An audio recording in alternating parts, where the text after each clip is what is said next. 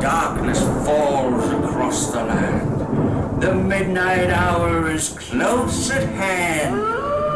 Creatures crawl in search of blood to terrorize your neighborhood. Now pray for the soul of this explorer. It's time for 31 days of horror. Take that look off your face. I can see through your smile. Hello again, Terence McGuana here, and welcome back to the 31 Days of Horror. And tonight's entry is very special to me because not only am I going to talk about my favourite horror film of all time, but I'd also like to talk about the person who introduced me to that film.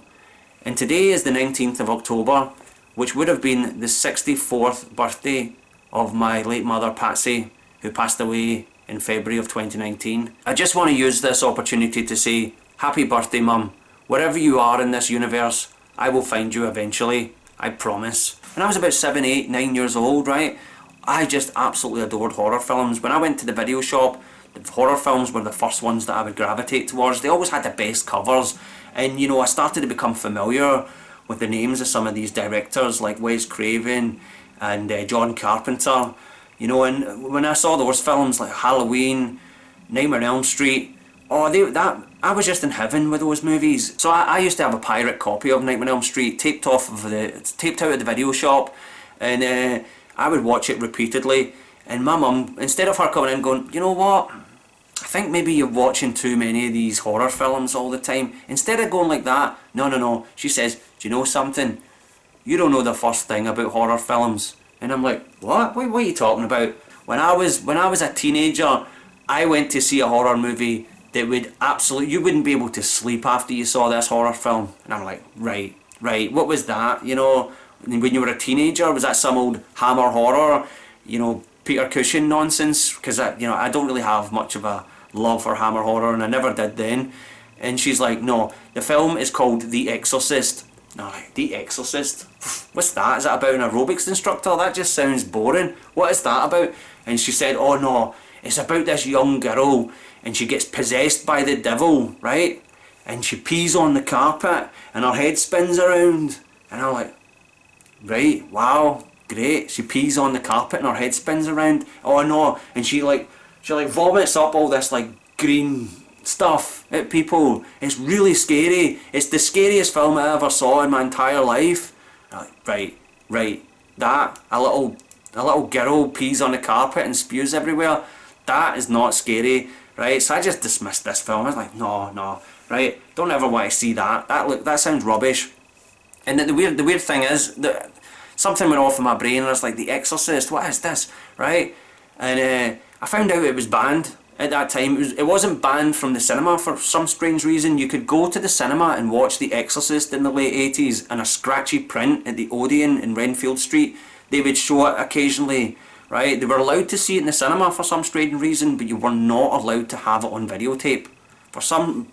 The censors in this country were daft then, right?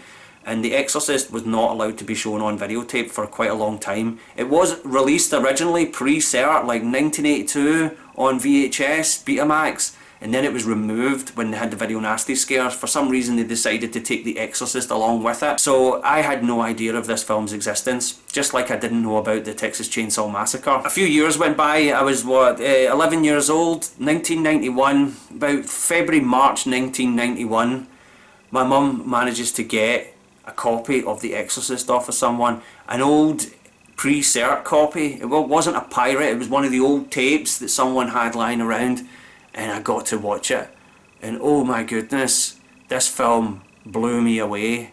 I don't think I could sleep for a week after watching The Exorcist. Now I know there are people out there that I've spoken with personally, and people that I've spoken with online that just think The Exorcist is a joke. It's not a scary film in the slightest, right? It is not a scary film in the slightest. They find that some of the supposedly frightened scenes are actually hilarious, and that's one of the reasons I love it. The film is quite controversial in that way, that there are people that love it and there are people that hate it and there are people that are just kind of okay with it, and that's what That's one of the reasons I still love this film so much, because it's very debatable. But if I go back to that experience of seeing it in 1991, it just absolutely shook my world. And I think maybe what it was the fact that I had a Catholic upbringing. I brought all this sort of religious knowledge that was drummed into me at school to this film.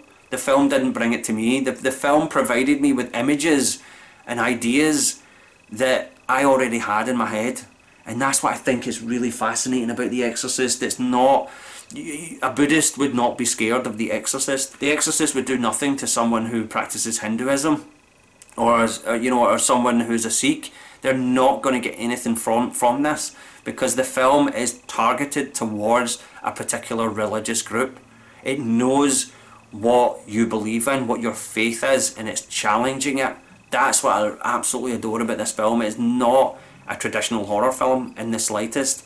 And anyway, you probably want to hear the plot. Did I give you the plot to this one? When a 12-year-old girl begins behaving like a drunk Irishman on a Saturday night, as a last resort, her mother seeks help from the Catholic Church in order to exorcise their demons. After I watched it, even though a few years earlier I dismissed my mum's claim that this was the scariest film that she ever saw, and she was quite happy to tell me about her experience, but you know, Terence McGuana, that's the biggest problem with me. I just don't listen, right? Everybody says that to me, Terry, you just don't listen, right? But her experience was that she saw it in 1974, right? Because it came out in America in December of 73, November 73, and so she would have saw it in 74, and she lived in a place in Glasgow called Drumchapel with her brothers and her dad, right? And in the 1970s. And she told me that she saw this movie in the city centre, and she went home, and in Scotland we have the sort of apartment block, right? The apartment block where you've got the sort of the corridors that you go up, and then you go up all the different stairs. We don't have elevators in these things, these tenement blocks, right? And so you go up the stairs in the hallway, right? Well, we call them a close here in Glasgow, a close, right? Instead of a hallway, we call it a close. I don't know why. It's just the way we speak. We speak our own mad alien dialect here, right? So she walks into the close, and all the lights are out. All the lights are out, and she has to go up all the way up those stairs after seeing The Exorcist, which, in its time, this film revolutionised horror films, right? Even though you might snigger at it and say, it's not that scary or whatever, you cannot deny the impact that this film actually had. Yeah, The Exorcist is brilliant. It just absolutely, frame by frame, is absolutely perfect. The opening scene, I remember watching the opening scene in Iraq with Father Merrin, and he's on the archaeological dig, and being kind of like, what is this? This is kind of boring. This doesn't make any sense. And then when he gets to see that statue, and you hear the dogs like savaging each other in the background, and the wind going past and all that just grabbed me. That was the moment in the film where I was like hooked. This film's got something. This film has really got something. And the more I watch it, I absolutely adore the archaeological bits now. I adore every single moment in this film. They're perfect. The acting is 10 out of 10. Every actor in it is absolutely fantastic. Jason Miller is absolutely phenomenal in this film, and he was not a screen actor at all. Jason Miller was spotted on stage by William Friedkin, by the director, and he'd written his own play that championship season that William Friedkin had seen, and for some reason Jason Miller got hold of a copy of the Exorcist script and managed to read it, and he pestered William Friedkin to do a screen test for him, because he'd said to him that this character is me, and they were already going to cast Stacey Keach as Father Karras, but no, Jason Miller, he managed to push his way in there and get that part, and he was absolutely perfect. I just absolutely loved that film, and I loved the whole subplot between him and his mother. You don't really get to know his mother very well, but you do feel that there is a kind of disconnect. There's a disconnect between him and his mother. There's a disconnect between him and the church, and it's all really about his loss of faith. His loss of faith in Jesus Christ is sort of played out here, and I don't feel that it really gets resolved. You know, there's a lot to talk about The Exorcist. It's a very deep film. It's not, I wouldn't say that it is a horror movie exactly. I would say it's more of a kind of, you know, a sort of study on your own faith. And that's the thing about when religion is used in horror films. You know, some people go, I don't like horror films because they're blasphemous, you know, they make God, it's just horrible, it's violent. But at the end of the day, when you think about it, a lot of these films are there to remind you that God exists. You know, we can't have demons, you can't have Satan without God. You know, so when you've got Stigmata or End of Days or The Omen, these movies are there, they prove that God exists. You know, if you've got 666 in the back of your head, then somebody's probably got whatever, I don't know what God's number is, but you know, it's probably a lucky one. Just some of the choices, just some of the actual shot choices in it are just incredible. Ellen Burstyn, besides her performance in Requiem for a Dream, which I only just watched recently, this is one of her best. This is absolutely one of her best.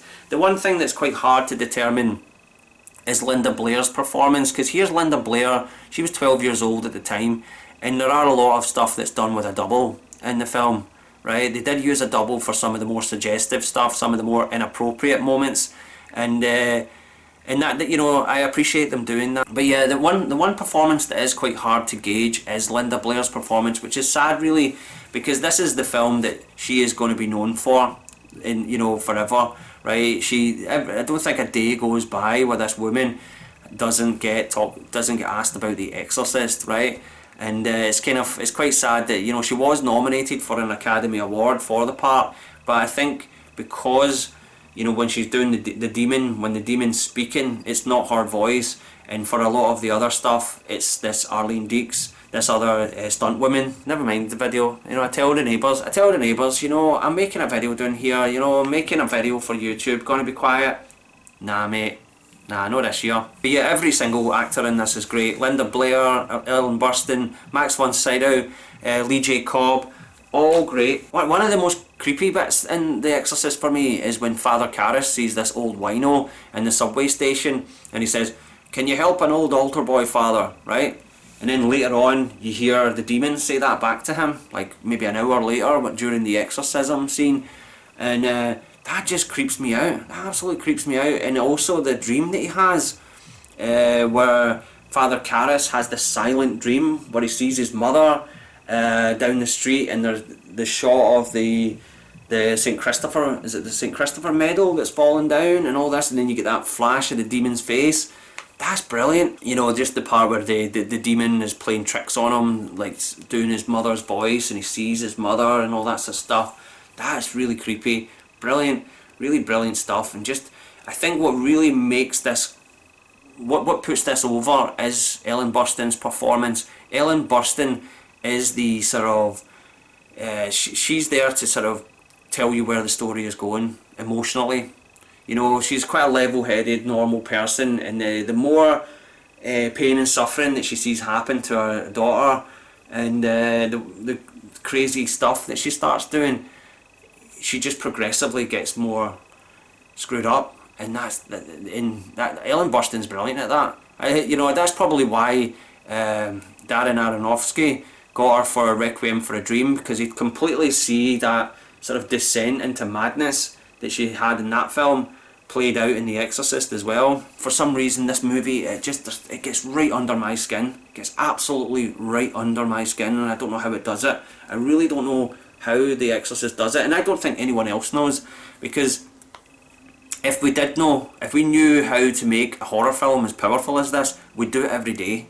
People that don't like The Exorcist, the people that love The Exorcist, they just cancel each other out, right? And you're never going to persuade someone that doesn't like this film to like it.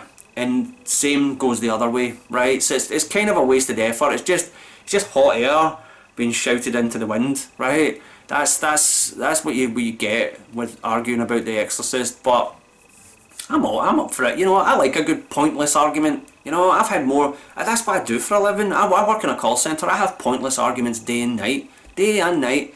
All I do is have pointless arguments. So I'm up for it. You know, it's just like, may the one that hasn't died of exhaustion win. That's what I say if you want to argue with me about The Exorcist. But it's an absolutely perfect horror film. Perfect for Halloween, perfect for any day of the week. Thank you very much for watching the video tonight. Hit the like button if you like the video. Hit the subscription button if you want to subscribe. And may the power of Christ compel you. And have a brilliant evening. Alright, see you tomorrow. Cheery bye.